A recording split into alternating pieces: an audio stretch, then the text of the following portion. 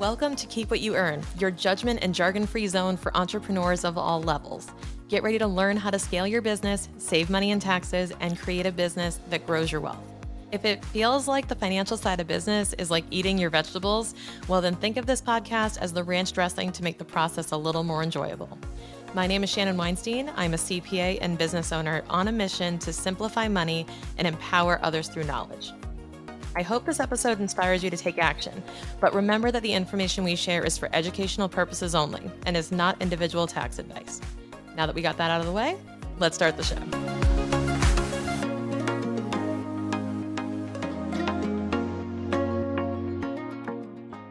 Hello there, and welcome to the She Believes She Could podcast. Shannon Weinstein is a CPA, CFO, and strategist for small business owners who want more perspective and less paperwork when it comes to their finances. Her company, Financial Solutions, offers accounting, tax strategy, and coaching delivered from the heart of a teacher. Her real-life relatable examples make the financial side of business less daunting so you can focus on serving your customers. She is the host of the Keep What You Earn podcast and a frequent speaker in masterminds and business communities. I know you're going to love the advice. So let's jump into today's episode. Well, Shannon, I am so excited that you're on the show today. Would you mind introducing yourself to our audience? Yeah, absolutely. So my name's Shannon Weinstein. I am a CPA and I am a fractional CFO and tax strategist. All these like fancy words. I help you with numbers as a business owner. Well, and that is so important because I think business owners, like I know I, for a fact, tried to avoid financial accounting as much as I possibly could or anything related to tax, which I am regretting now as an entrepreneur. But we need somebody like you in our corner. And I would just love for you to share kind of how you got into this to begin with and like what you're doing now because you've really opened up a lot of people's eyes and you make so much information accessible. And I'd love to just share more about that with our audience. The way I would phrase it is like we're like the thick Velveeta cheese or the ranch dressing on that broccoli that is business numbers. Because if you have to stomach this, it might as well be somewhat more enjoyable with a better flavor. So we might as well try to add a little bit to that. But yeah, so I became an accountant because I lost a bet with my dad. And, it's a lifetime of punishment. Now, I actually love it. I took a class in high school on his dare. He's like, take this class in high school. It was accounting 101. It was all on paper. So that's how you know you really love it when you don't have a computer to do it. Really love it when you can do all the math and everything by paper. And he said, if you love it, you have to major in it. If you don't love it, you hate it, then I'll never ask you to be an accountant again because that's what he was. And of course, I loved it. I got bumped to honors accounting. I had like over 100 average. I was like, this is so easy. And my dad gave me the best advice, which I will pass on forever, which is he sat me down and he's like the ultimate salesperson. And he was like, Shan, because I want to be a Spanish teacher. And he said, Shan, you want to teach language. This is the language because nobody speaks it. So he said, and not to mention, like, by the way, like you're going to make way more money than us. But he said, you want to be serving people, you want to help people. Like he tapped into what I really wanted, which was to help people and empower them. And he said, the number one way that you can do that is if you know this topic, because everybody needs it and they always will need it. And that sold me. So I just dove headfirst in and was always kind of thinking about how I could eventually help people with this knowledge. Well, and you break it down. So, I mean, your podcast is fabulous. And I love the concept of like keeping what I earn, right? Because Hmm. we all work really hard for our resources, but we don't necessarily have somebody in our corner, even if we're paying a CPA or an accountant to like help us with what we're, asking them to do. It can be a very like once or twice a year type of a relationship where what you share on your podcast is like all of this stuff that you wish you were learning from these people, like, and you're not necessarily. And I just really want to encourage everybody that's listening right now that regardless of where you are in your business, like you need to go subscribe to this podcast Thank because I you. learn something every single episode. So let's Thank you. talk about that because I know there are so many nuggets of wisdom that you share on your show, but you really break it down in a way that we can all understand. So let's talk about some of the advice or the things like not to do that you Mm. really are so good at sharing on your podcast. Can you share them with us too? Yeah, so the number one thing I find, and like kudos to you if you're already listening to this episode and this sounds like you, but is the avoidance. So a lot of entrepreneurs just decide to like pretend this doesn't exist or pretend this isn't a problem. And the narrative that they tell themselves, and like I'll call some people out right now, right? Like this is gonna make you feel like, oh yeah, I'm kind of doing that, is You tell yourself that I'm not ready for that yet. I'm not at that level yet to worry about that. I'm too early, I'm too young, I'm too insert here, right? Oh, well, I don't have an LLC yet. So like it's not a real thing. So I don't have to do all that. Yes, you do. You're still a business. The moment you wake up and you decide you want to sell something, you're in business. And the expectations of you as a business owner are the same as they are for any other business owner on the planet. So you have a certain amount of responsibility to have things financially in order. It doesn't have to be intimidating, but there are certain things you just have to have in place that are very simple. And people get overwhelmed and they build it up in their heads to be this crazy thing they have to do and that they should do it. Oh, well, I'll worry about that once I'm making like 100K or when I have the LLC or whatever. But if you invest like 20 minutes in pocket increments over a course of a few weeks, you'll be done. And what people don't realize is like opening a bank account, for example. I just talked to my friend who was in another coaching program that I was a coach in.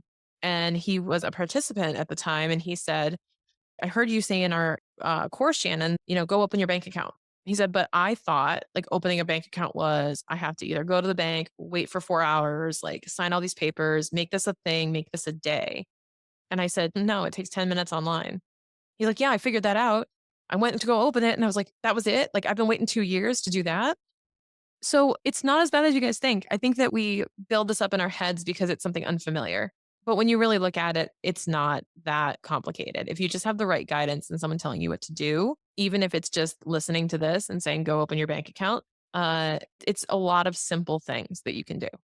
Well, and I know that one of my favorite episodes that you have on your podcast was talking about like S corp benefits Hmm. versus LC and all these things, and like really having somebody that's giving you the advice of like what's going to be the best for you in the outcome or in the end, so that you can retain as much of your earnings as possible. Do it the right way. Keep yourself on the good side of the IRS, right? Pay your Hmm. taxes, but like be smart about it and make sure you're getting all of your deductions and I think that's the thing that irritates me sometimes at the end of the year when I'm looking at it. I'm like, well, why do we owe this or whatever? Like all these things should have been accounted for. So like Yeah. it's crazy. I mean, do you see that a lot when people come to you that they're just missing out on keeping more of what they should? Yeah, or it's the reactions, right? Where like I have failed if you're surprised, even if your tax bill is 200 grand. So if your tax bill is going to be 200 grand, it means you probably made $1 million, which is like kudos, that's awesome. Um, but ideally it's proactive versus reactive. So you want to be as proactive as possible, looking forward and planning for the business that you want to have and making sure that the way I put it is make sure your water slide is built before you turn on the hose, that things are flowing where you want them to go and that the structure is built. It's like the old game Mousetrap. I'm like, don't release the marble until the thing is built and it does what you want it to do. And that's what I'm telling you to do is build the mousetrap before you drop the marbles. Because when a launch happens or income starts coming in unpredictably, you want to be ready to accept that, know what to do, know how much is going to taxes, know what you're saving, and have a plan because it will all hit you at once. You'll be so busy and overwhelmed and have so many different directions you're being pulled in as a business owner. You'll never make the time unless you make the time to go and set that up properly. How often do you recommend people connect with their accountant throughout the year? I say at least quarterly. At a bare minimum, it should be quarterly. I would say that you want to have a meeting with them before any major event financially. I tell my clients all the time, I said, we don't like past tense here. Like, I got married, I had kids, I bought a house, I went on this big vacation, I did this. No, no, no. I'm planning a vacation. I'm planning to expand my family. I'm planning to do this. What do we need to be thinking about? Because the time where you have like where the ink is still wet in the book is before it happens. Like you can still author the story of the year. I always tell everyone that your tax return is the story of how your money spent the year. And if you're paying a tax professional, like you were saying, if you're meeting with them once or twice a year, you hired a publisher, not a co-author. And that's the difference is like, if you really want to change the outcome, change the ending of the story, you need to hire a co-author, someone who will sit by you and say, okay, then what do we want to have happen in the story? How do you want this to end? And how do we navigate that? Versus you handing literally a stack of paper to the accountant at the end of the year in April and saying, hey, make this into a tax return. Then there's very little they can do to change your ending. And I think a lot of entrepreneurs, especially, don't have an appreciation for, not that they don't not appreciate, but they don't have an appreciation for the value difference between having your accountant just prepare your taxes and having your accountant work with you during the year. Hey, real quick, are you learning anything in this episode that you think is share worthy? Well, if you could take a quick screenshot and share any of your biggest takeaways or quotes from this episode, post it to Instagram and make sure to tag me at Shannon K. Weinstein and at Keep What You Earn. Thank you so much for listening to the show.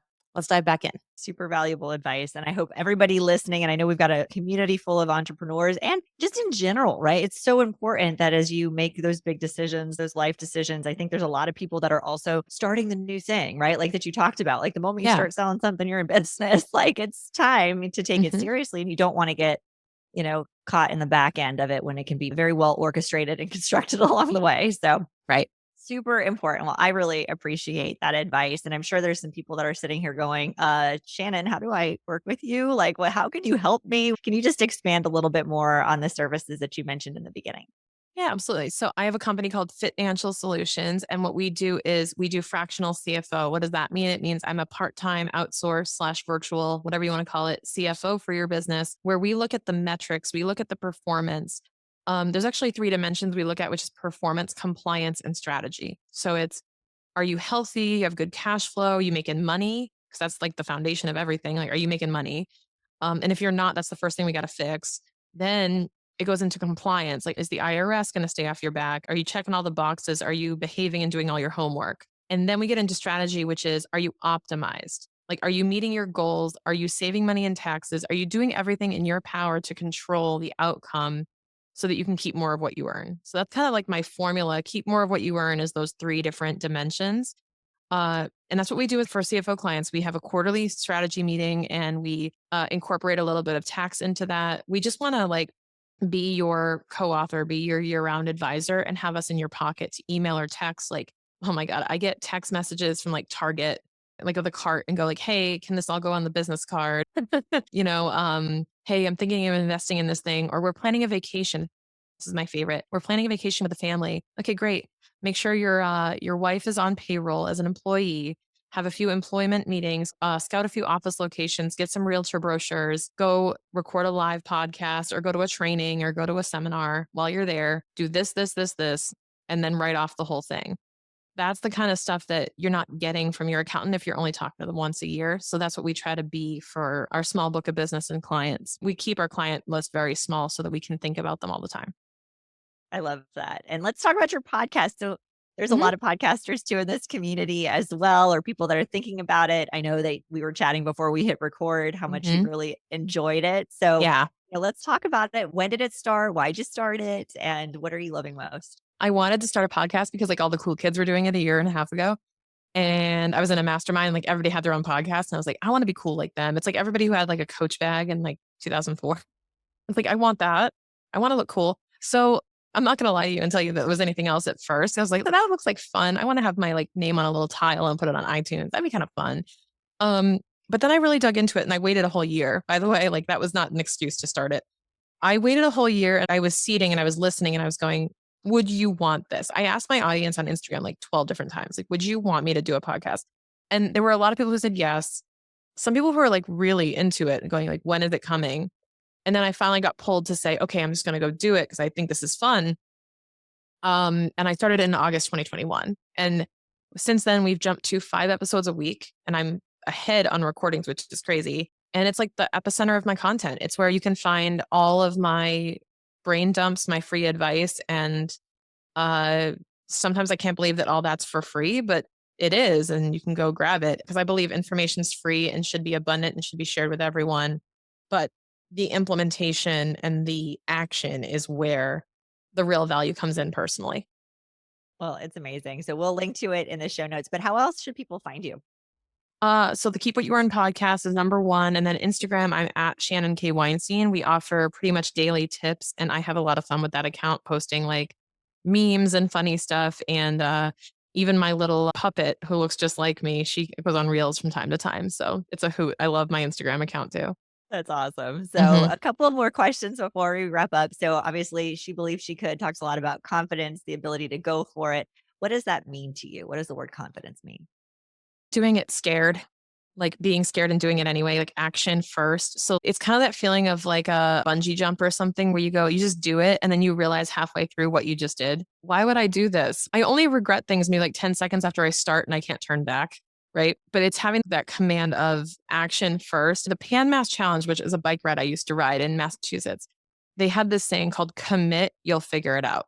And that was like one of my favorite catchphrases or taglines was commit, you'll figure it out. I've lived by that for so long and saying, I'm just going to say yes. And then my brain and body will get me to a point where that yes was the right answer. But until I say yes, that has to come first. And until I say yes, I will never be ready to say yes. That's such good advice because I think more than half of the time people get in their own way, right? It's like Mm. they get so scared, the fear gets in the way, imposter syndrome, self doubt, all the things, and then they never get started.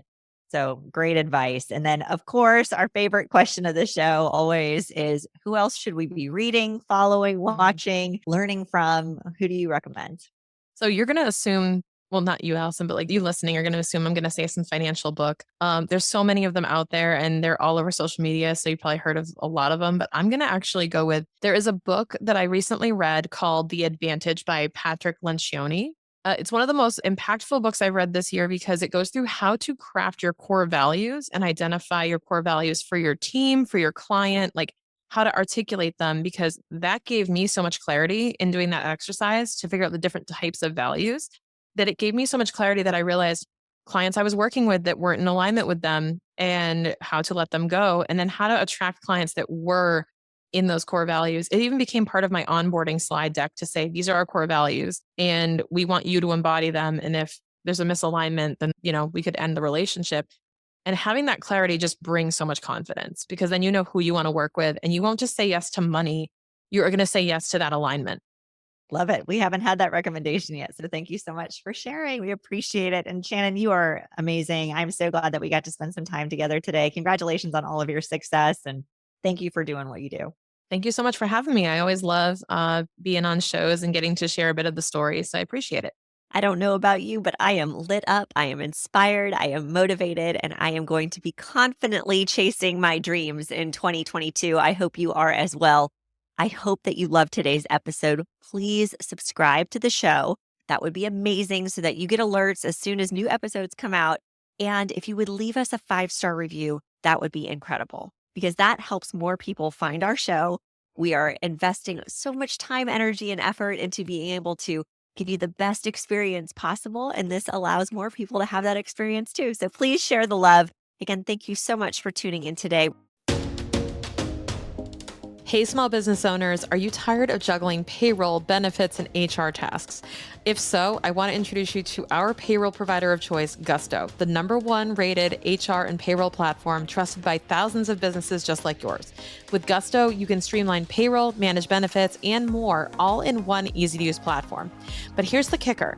When you sign up and run your first payroll through our special link below in the show notes, you'll score a sweet deal, a $100 Visa gift card. That's right. Just $100 for clicking the link below and get started to claim your reward. Don't let payroll headaches hold you back from building your team and growing your business. Join the Gusto family today and take the first step towards simplifying your HR processes while snagging a bonus along the way. Click the link in the show notes now to learn more and set up your payroll.